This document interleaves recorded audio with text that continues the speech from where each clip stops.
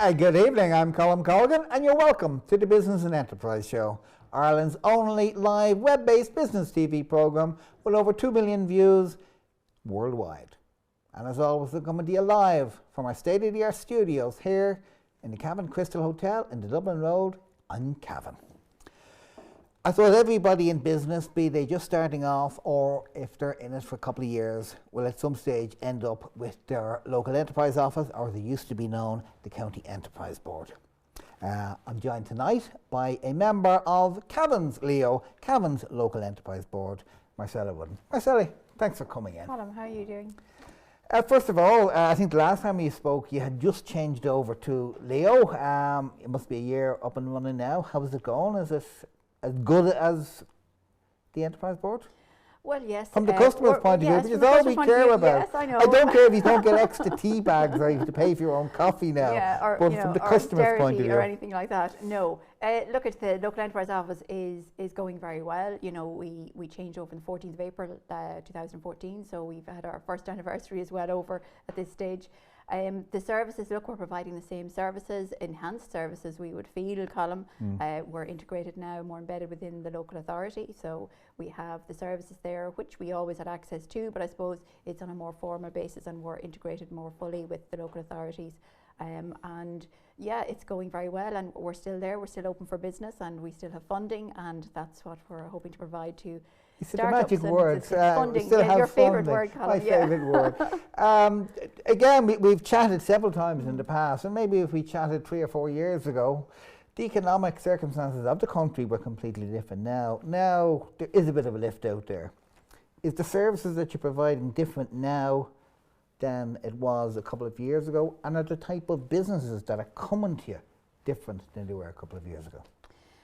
No, I don't think they're different, Colm. I mean, I think in my time there, and I'm there quite a while in the enterprise board. You started very young, though. I started very young, obviously, within the straight from kindergarten. Yeah, straight from school in the enterprise environment. Businesses.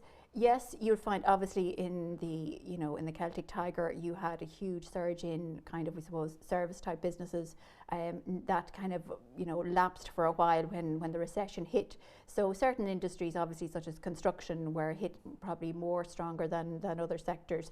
But now there is a gradual confidence, I think, more than anything else. I think the same needs are there, the same gaps are there in terms of providing that. But it's the individuals themselves are finding that they're taking, I suppose, the first step into setting up a business, businesses that were existing and kind of, I suppose, were just kind of clinging on and maybe firefighting for quite a few years, are finding they can put their head above the parapet now and are looking to invest more in their business and looking to diversify. There's no doubt businesses had to look at other opportunities. They had to diversify into other areas. That was a survival mode that they kicked into.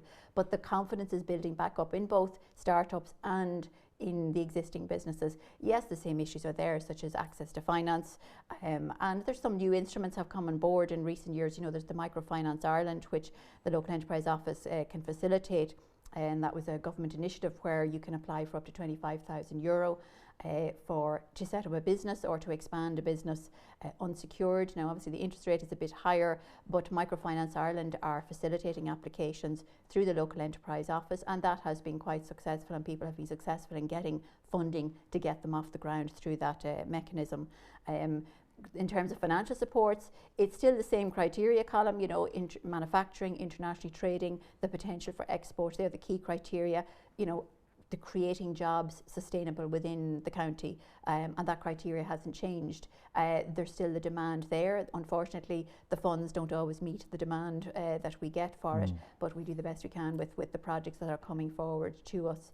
Other supports, mentoring, which you're familiar with, still a good steady demand for that.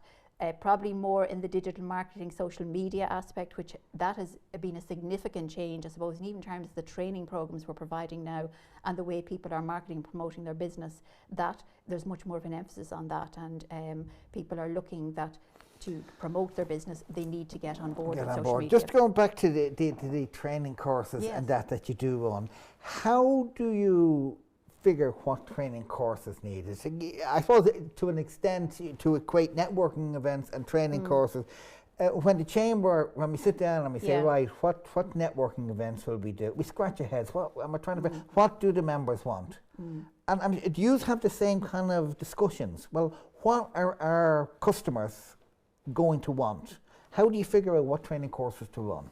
Well, there's two aspects of that. As a local enterprise office and as a first-stop shop for all enterprise-related issues or queries or information, a Start Your Own Business course is a core program that the local enterprise office runs on a continual basis, and that's the primary program for anyone who's setting up a business and hasn't run a business before. So that runs, and that's part of the service we provide.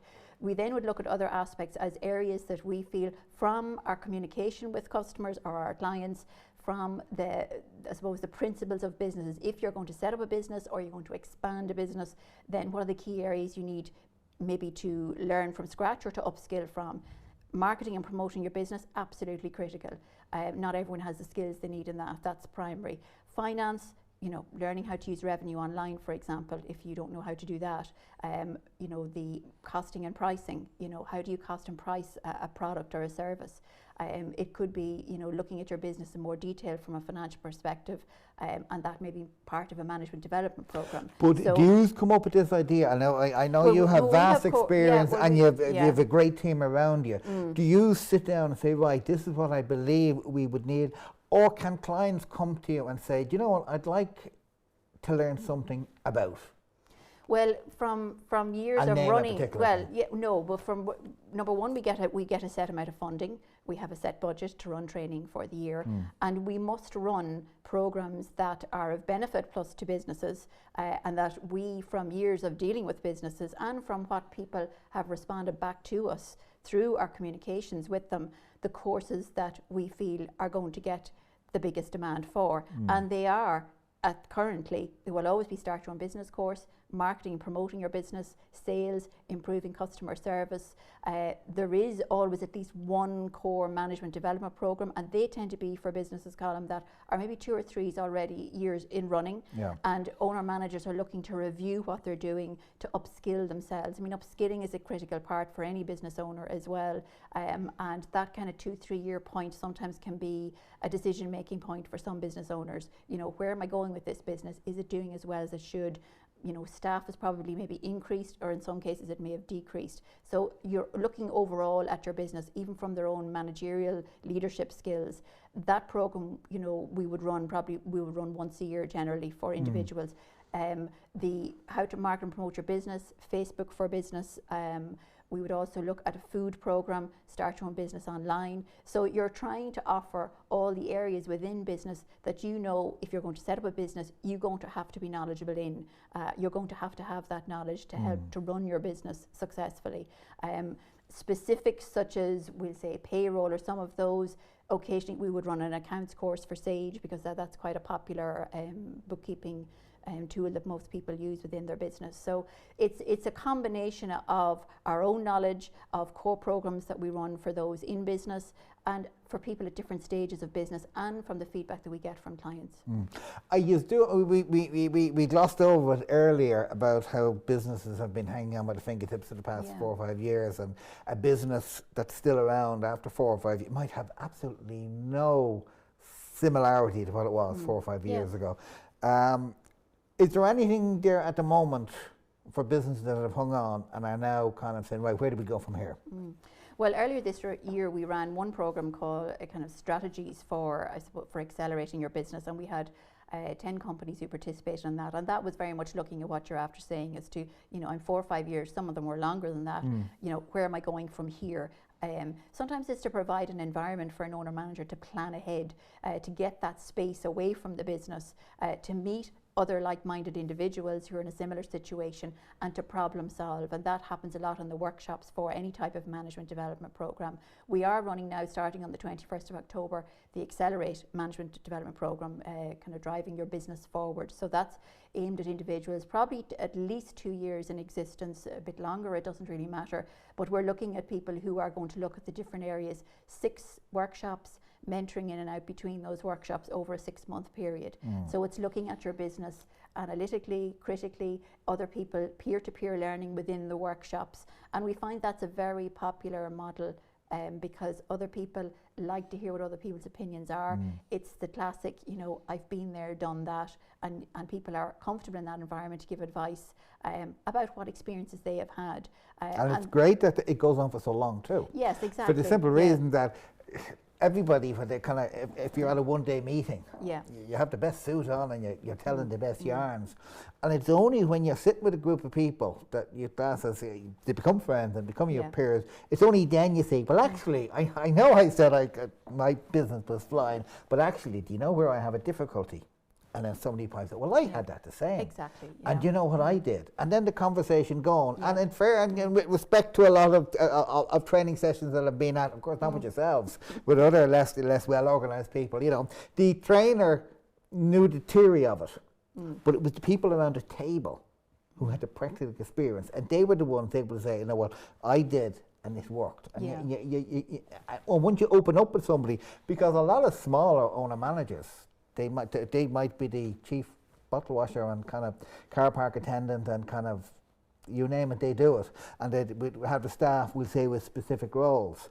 But everything is on their shoulders, and they don't often have the opportunity to share and to listen. So the fact that it's such a long and you get to know each other is a brilliant idea. It is, and that program was designed with that in mind. That peer-to-peer learning, that peer-to-peer connection was a key element of that program. And you're absolutely right. There are guys and women as well who set up a business on their own, and then it slowly grows to 5, 6, maybe further, but they are still carrying the weight of that business. And for some, there's a bit of a struggle to let go and to delegate and to move beyond doing everything operationally and looking that you have to think more at strategic level to grow your business, and you have the responsibility of staff. So that program, and you know, it is down to a trainer, and the trainer needs to be able to facilitate and encourage that type of exchange within the program, and that is facilitated and accelerated. And this is the third time we've run this program, because it's relatively new and was designed by Enterprise Ireland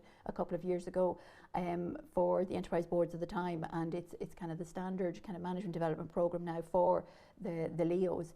But it's looking at that connection, that forum that people can exchange, as you say, ideas, and also that they will learn as they're going along over a 6-month period. And then they have that mentoring, that one-to-one is still there if you want to discuss other issues that are going on within the business, because there are a lot of huge areas of responsibility for individuals. And, you know, we would welcome, sometimes owner managers bring members of staff with them to some of the workshops, you know, and that maybe we'd say it's one in particular about sales, so they may bring a member of their sales team with them. So it's that time away from the office environment, which sometimes is critically important to be able to think clearly, as you said. Yeah, you mentioned men and women setting up business. Women are particularly well catered for because they have their own women's club. Yes. Now, I know the Cavan Businesswomen's Club does sound like a drinking club, you know, but it's not. It's kind of an organisation with kind of goals and objectives. And they meet together and they get, from what I've heard, I've never been allowed to attend one of these, but they have some great guest speakers. Yes, we set up Cavan Businesswomen's Club in May 2013, so this is our 3rd year now. And we really didn't know whether we would have a good response or not, Colm, because we knew there was an appetite there for it. There was no network for women in business, and we've been absolutely delighted with the response to it. We have over 60 members now from actually 16 different business sectors are represented in this year's Cavan Business Women's Club. And we find that women have the option, obviously, of joining for the full year. But if you feel and we only have 6 events in the year, and we call them events because for anyone to attend anything on a monthly basis is very difficult. It's too time consuming. So we felt the model we would use would be that we would meet 6 times within the year, 3 times in early spring, break for the summer, and now we had our first meeting in the autumn there on the 8th of September, and we'll have another meeting in October and then in December. So it's looking where people meet. We have an exhibition area where people can exhibit their businesses if they so wish. There's the opportunity, obviously, for networking. We have a key speaker, but we also try to have somebody there where there's like a learning environment, where you're learning something. There's a workshop. It could be the lady we had on Tuesday night was speaking on, you know, the changing landscape, we'll say, of customer service, you know, how consumers are changing over the years and more demanding and everything else, and how you respond to that. And we also, now coming up in October, we have an author, Sheila O'Flanagan, who worked in financial services and then is now a very successful author. And we have Rita Shah, obviously from Sharper Plastics, another well-known businesswoman. So we try to get speakers that people wouldn't normally have access to, and that have that opportunity to listen to people telling their story. So that was always our thinking on Cavan Business Women's Club. And there's been a great allegiance to it, and there's a lot of connections being made and people doing business as well. So it's worked well so far, and we're very happy with how it's going. It's a challenge to get speakers and to keep, I suppose, that momentum. And is it always female speakers? Actually, it is, yes. It is, yeah. It is, yes. Based on demand, yes. Female entrepreneurs, what issues do they come up that might be unique to female entrepreneurs? What challenges do they have? Well, I think, I suppose, look at if you look at any kind of government agency or any organisation that are working with female entrepreneurs. I mean, Enterprise Ireland had this a couple of years ago, where they have a competitive start fund, and they noticed that there was not the same number of female entrepreneurs entering their business ideas for that fund to apply for funding as males, and they actually set up a unit within Enterprise Ireland at the time for competitive start fund, and for whatever reason they find that number is now increasing. Look, there's any number of reasons as to why women, you could call it a confidence issue. I nearly think it's probably just maybe a different mindset. I think obviously men and women are different. I think they think. I noticed that too. Yes, you do. Yeah, yes. I did. You're agreeing with me on that one, yeah. They are different. They have a different mindset and a different approach, I think, sometimes to running a business. Of course, people have different obligations in life. There's childcare issues. There may be caring for elderly parents. There may be different situations where someone doesn't have the same, I suppose, opportunities maybe as maybe a man has. But critically, I feel that a lot of women are more than capable of setting up their own business. I think it's just kind of be life circumstances, and maybe just not putting the foot forward as much as they should do. I don't like to think, of women competing in a man's world. I don't believe that. That's my own view. I believe we just look at things differently, and I think men and women working together just bring a very different perspective, and I think that works well within the workplace. And I think women have to put themselves forward, and I think that is down to the individual themselves. For some that have been out of the workplace maybe for a period of time, of course, like anyone, if you've been out of the loop for a while, it can be difficult to take that first step back in. Yeah. But I think there's lots of support out there for women who want to get back into the workplace, or indeed want to progress within their own workplace, be that in higher positions at board level, or indeed women who want to set up their own business. Women are naturally good networkers. I think they have their own way of networking, and I think when they're quite powerful when they're in a room together, and they're quite capable of voicing their opinions. Oh, yes, I have noticed that. Yes. I'm sure you've noticed that in many aspects of life. But look, that's the way of the world, and we're different. But I think that's what you have to embrace, your differences more than anything else, and go for it and go forward. Well, a couple of things. As I said, it's a new season. Actually, new season for Business Enterprise Show, but a new season for Leo as well. So you have some new programs, some old programs relaunching. We'll go through some of them. Right, coming up soon, we have the European Enterprise Network. It sounds like a secret organisation. Yes, it does have a secret membership club. We're very fond of clubs. Yes, this is new for the local enterprise office. The Enterprise Europe Network is actually around quite a long time. It's an EU-funded network, and it's had many guises and forms over the years. Enterprise Ireland are the lead partners in this particular, I suppose, round of the Enterprise Europe Network. It's funded through the EU, through the COSME programme. This is the first time the local enterprise offices have been involved. The Dublin and Cork chambers are the other partners in it. And essentially, I suppose, at a basic level, what it is, it's an opportunity for SMEs to be able to find a partner for their business or information about trading in another country through a network of European member organisations. So there's currently, I think, 600 member organisations across Europe and in non-EU countries as well. Now they would vary from government agencies to chambers of commerce to technical institutes, universities. So essentially you're harnessing all the information and knowledge and on the ground knowledge within those organisations through a large website, a web portal, an EU web portal that you can register on, put up your profile. Say, for example, you're looking for a distributor in Spain, or you're looking to enter into the Greek market, or maybe not the right one at the current time, or you know, or maybe you know something we don't know, and after the elections at the weekend, there's going to be a complete change. Exactly. You heard it here not first. mention that one. But it's a partnering. So then through, we'll say ourselves, if, for example, we then can put up a profile on the network, on this website, then the person over in Spain will pick that up, you know, our equivalent in Spain and the European network will pick that up, and you know, the information, the introductions are made. So it's to allow SMEs really to avail of a network of information and contacts. And is it vetted information? If you know what I mean, if I'm looking for a distributor in Spain, well, Juan Carlos Enterprises contacts me through the network. Is that just the same as Googling, John? No, because what you're doing is you're using the knowledge on the ground within the organisation, within the EN network. So John Carlos you could be contacts us, we can then check him out. Yes, through say it's the Chamber of Commerce in Spain, or it's a university in Spain that knows an individual that, you know, is reputable, obviously, and is you know, in contact with that organisation in Europe. So it is you know, a legitimate. Now contacts tend to be made, and partnership agreements may arise. It may be, we say, technology transfer. You know, if it was two universities, it could be a technology transfer or a licensing agreement or whatever. So it's and it's free. You know, and that's the thing. So we're launching that and hoping to have someone from Enterprise Ireland to speak about that network, as it's relatively new to us, on the 6th of October in the Errigal Hotel. Yes, exactly. Along with someone else about the Plato network as well. That was going to be my next question. Plato, also a continental Europe organisation. Well, it started over there anyway, and it has slowly but surely edged its way towards Cavan. So there's a Plato programme. Yeah, what is Plato? Yeah, as we were chatting about earlier, Plato's around a long time, and you're familiar with it in previous years.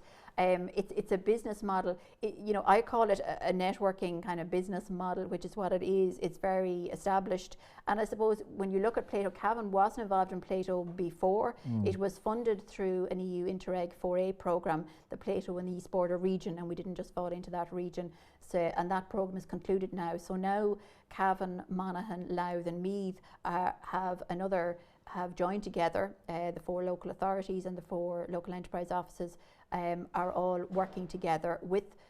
There's a regional networks executive, Dr. Cecilia Hegarty, who's, you know, organising and liaising and running the network, and that's commencing shortly. So Cavan has a group there. So if you're in a Plato, if you join the Plato, sorry, if you're allowed into the Cavan, because it's not just turn up, there are criteria to become a member. But say I join now next week, what will I get out of it? What will I get out of it, and what will be expected of me? Well, the key thing, I suppose, for anyone joining the Plato, if you look at the Plato model, it's looking at growth-oriented companies and entrepreneurs. So this is not for startups? This is not for startups, unless you're very high potential, but you must be there. Well, I wouldn't like to discriminate against someone who was a startup. I mean, they could, you know, be growing quite fast, but you're looking at a collective group of like-minded individuals who are meeting on a regular basis. Sounds like a new political party. It doesn't just, absolutely. They have a parent company who kind of leads the group. The parent company obviously is, you know, an established, successful business who's trading hopefully internationally. You're looking at someone who wants to grow their business and grow it from the domestic market to kind of get internationally trading. So it's looking, and we've spoken this before, similar to what we were talking about with the Accelerate programme. I suppose it's just a different model. You're looking where it's more focused with individuals who, you know, want to grow, have a growth trajectory, and are looking at working together, problem solving, analysing, and exchanging best practice and exchanging information, guided through the parent company. Now, in some cases, depending on the funding that is within, I suppose, the programme, and it varies accordingly, you can have events or networking activities. And there is obviously, liaising with the other groups. There's a group in Louth and there's a group in Monaghan. Cavan is the first to do that. They're more established than us because we're the first to I suppose, to set up this. But we're still recruiting if anyone is interested in joining it. But there is a time commitment, like all of these things, and you have to be committed to participating. It is, yeah. Yes, participating within the network. It's not just going to and a it can be half a day that you're. Well, it could be, or even if the meeting, you have, like all these things, and you have to contribute. Yeah, and you have to have a plan. There will be a plan of work, and but ultimately the goal is that you're harnessing and collecting that collective information and knowledge of all the individuals at the table, just at a higher level. Probably. Absolutely, no doubt about it. And speaking, if you are committed to it and put the work ethic into it, there's huge the collaborations benefits, and the partnerships and the potential there for that is really good. Now, we were talking about funding for marketing and stuff, and we were talking marketing on Facebook and all these technology ways, but the old meeting and greeting your customers, the enterprise board as a whole have put a little village together in the ploughing contest where you could literally have access to 100,000 people.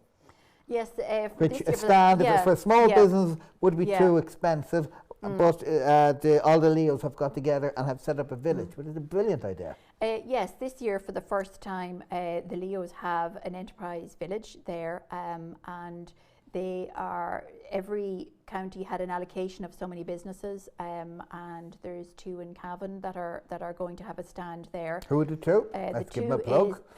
It's Nutri-Snacks and Moran's Jams, who are both looking forward to now. Moran's Jams and Chutneys would be no strangers to the ploughing. They were there before under the Super Value Food Academy programme.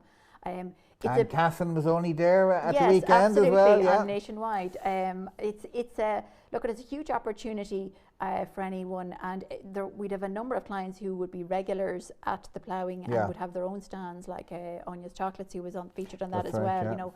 And as a veteran of going to the ploughing championships, so it's a huge experience for people, and sometimes a bit overwhelming as well with the number of crowds, but the exposure there and the experience is fantastic. And look, at if anyone, I've never been to it myself, but I hear that it is an amazing experience. The crowds are phenomenal, and the contacts that people make. Enterprise Ireland also have an innovation arena there, and there's 1 or 2 Cavan clients that are participating in that as well. So look, at it started out. I mean, obviously we had Anna May McHugh, who was the creator of the ploughing championship. She launched our Cavan Business Women's Club, and it was fascinating to listen to how that massive organisation and logistics that go with it.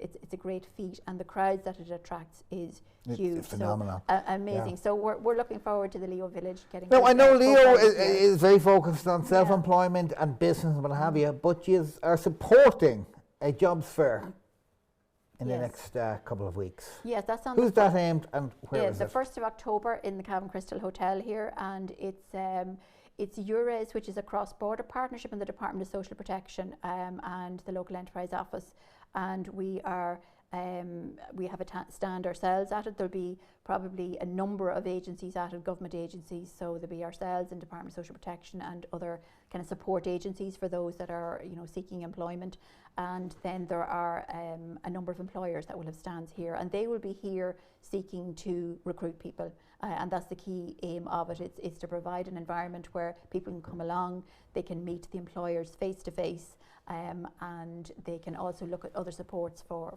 gaining employment. So it's on from 10 to 4 here on the 1st of October. And we couldn't wrap up without mentioning the Young Entrepreneur Awards and the Student Entrepreneur Awards. They must be. I'll give you. You had the posters, the kind of intriguing looking posters Oh, that's around. I buy as with, you call, yes. yes, Ireland's with the best-selling faces, entrepreneur. Yeah. faces blacked Yeah. out. I was driving up from an event a couple of months back there, and a pal of mine was driving us home. We saw this sign. At that Yeah. stage, we know we were driving too fast. Yeah. Well, within the speed limits, of course. You wondered what you're looking what at. about? But my pal looked at me and said, "Oh yeah, that's them dubs that they're looking for." You know, it looked like a wanted sign, and it Yeah. was an intriguing little bit of Yeah. marketing. But Yeah. it was to announce that the young entrepreneur. That's something you'd buy for, and I assume the student entrepreneur is still going well Yes, as well. it is. The Student Enterprise Awards program is, yes, absolutely going ahead, and schools are just getting their workbooks and their competition guidelines at the moment, so they'll be taking that on board now over the coming months, and that's very popular, and obviously it embeds well with the enterprise kind of curriculum within the second level schools. Ireland's Best Young Entrepreneur competition, this is the second year of the competition. It's the closing date now. Our participants have just completed their boot camp, so they're preparing now for the judging at county level, which will take place the week after next. And then the successful people will go on then to the regional final in November. So a very successful competition. Obviously it catered for 18 to the 30 age bracket. And we had a great response, and we have a very enthusiastic crowd of youngsters getting involved. Well, that's fantastic. Fantastic that that's coming up, and that's fantastic with everything else that's coming up in the local Leo. What's happening here in Cavan is probably replicated throughout the country. As always, Marcella, it's not your first time here. You've been a mine of information. Thank you for coming, and thank you for sharing that with us. So that's been it. I've been Colm Colgan. You've been watching the Business and Enterprise Show. Until next week, good night.